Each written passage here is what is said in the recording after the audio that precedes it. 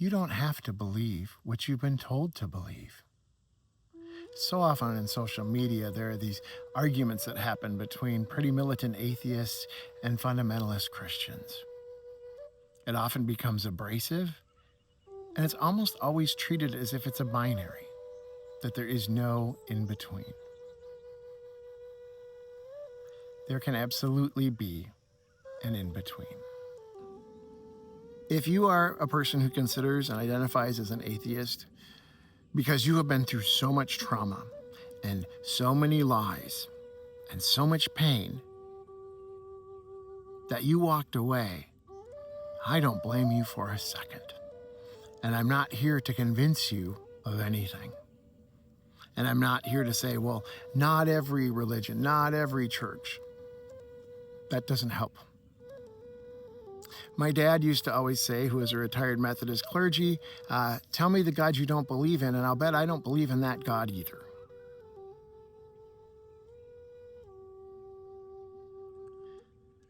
We don't have to believe rigid dogmas. We don't have to believe every text has the same weight and value and should be read in the same way. All of our sacred texts, all of our sacred traditions as human beings are about humans trying to understand their place in the universe, trying to understand their relationship with each other, trying to understand why bad things happen,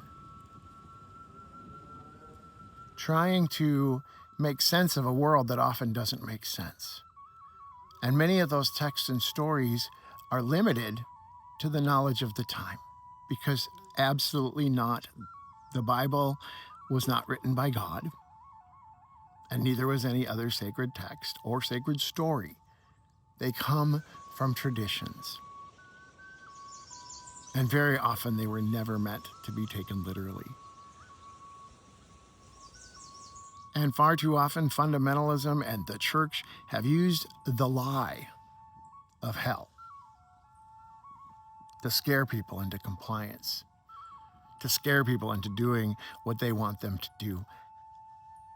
There is no hell, and that is a lie meant to control, and sometimes distorted by different translations of the Bible. There's nothing to be afraid of. There is no hell. See, if you look at the prophets from the Old Testament, the Hebrew Bible, if you look at Jesus, who was a prophet, if you pay attention to what they're talking about justice. They're talking about how we should care for the immigrant, the widow, the orphan, which of course means people that are helpless. How we should be with each other, how we should live in community with each other. And if you pay attention to the prophets, if you pay attention to Jesus, it's about inclusion.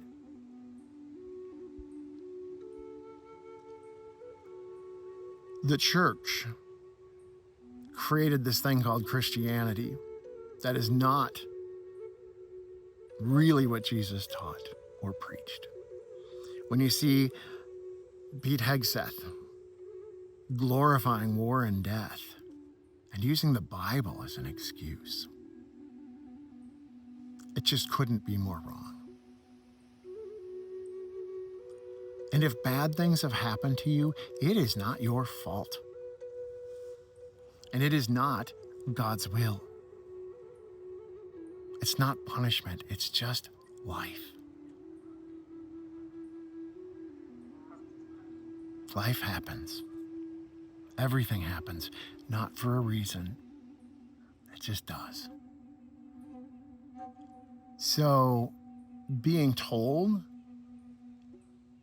atheist friends especially, you are totally right to reject anybody that tells you that God punishes people, that this bad thing happened because somebody wasn't good enough or they were sinful.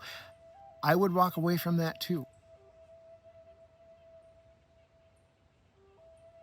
It's okay to not believe in a deity. It's okay to believe differently than other people. It's okay to believe in a variety of approaches, walking a variety of paths. Despite what fundamentalists will tell you, it is about each person's journey is their own and it's sacred. And if your beliefs focus on goodness, on kindness, on caring for the vulnerable, it doesn't matter what God or what philosophy you call it. In the words of the Dalai Lama, my religion is kindness. These days, it seems like there are a lot of loud voices and there's a lot of cruelty coming from people who claim to be people of faith. That is something that Jesus rejected. That is something that people of many traditions rejected. The Buddha, Hindus, Gandhi, Martin Luther King. Our indigenous relatives who teach us that everything and everyone is a relative.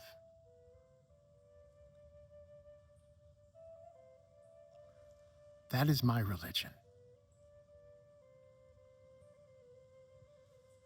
And I feel like we have to grow to a place where we can be comfortable holding more than one truth.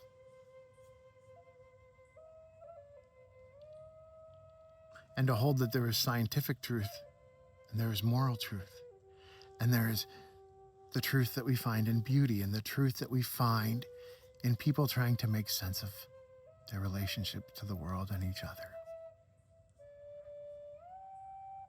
You don't have to believe what you've been told to believe. You don't.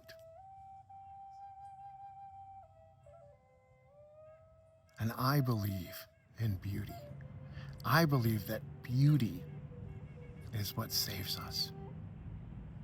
And beauty is what will save us as a species. Walk in beauty, my friends. See you next time.